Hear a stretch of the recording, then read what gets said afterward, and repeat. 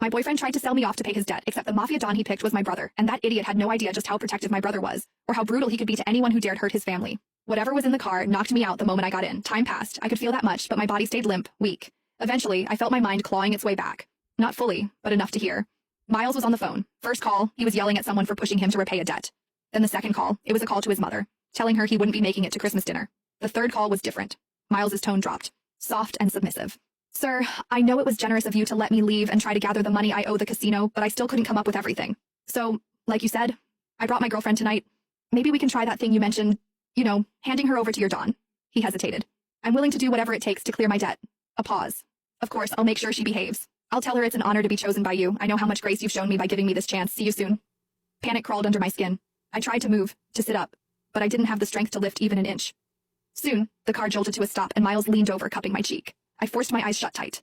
Eva, you looked so stunning tonight. I knew you wore that dress because I said I was taking you home to meet my family. He lowered his voice.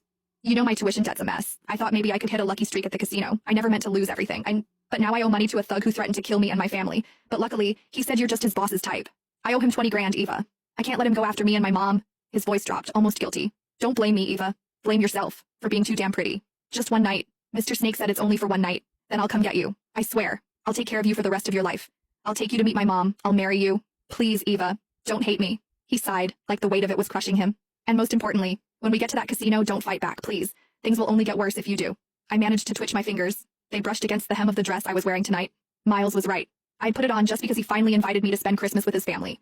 I remembered how I smiled, how hopeful I was, how foolish to think we were actually moving forward. Turns out he was just selling me off. 20,000, that's all I was worth. Miles could have asked me for help and I would have given it, but instead his pride decided betrayal was easier. My thoughts spun, scrambling for a plan. I remembered the bracelet on my wrist, the one with a hidden alarm. One press, and it would send an SOS to my brother, along with my location. The problem?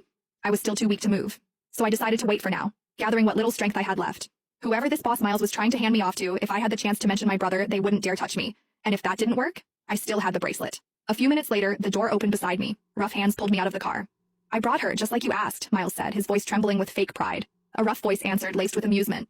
I gotta admit, even in my line of work, I didn't think you'd actually sell your girlfriend, but... A hand grabbed my chin, tilting my face up. You were right, she's very pretty.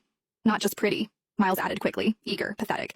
The prettiest. She was even voted best looking in our class, but too proud. Always had her nose in the air. Took me nearly a year to win her over. And you're willing to hand her over to me? The man sneered. I cared about her, Miles said with a sickening laugh, joining Snake's. Just not as much as I care about myself. Besides, look at that body, and her fingers. She's a pianist. Real flexible, too. If you catch my drift, she'll make your Don more than happy.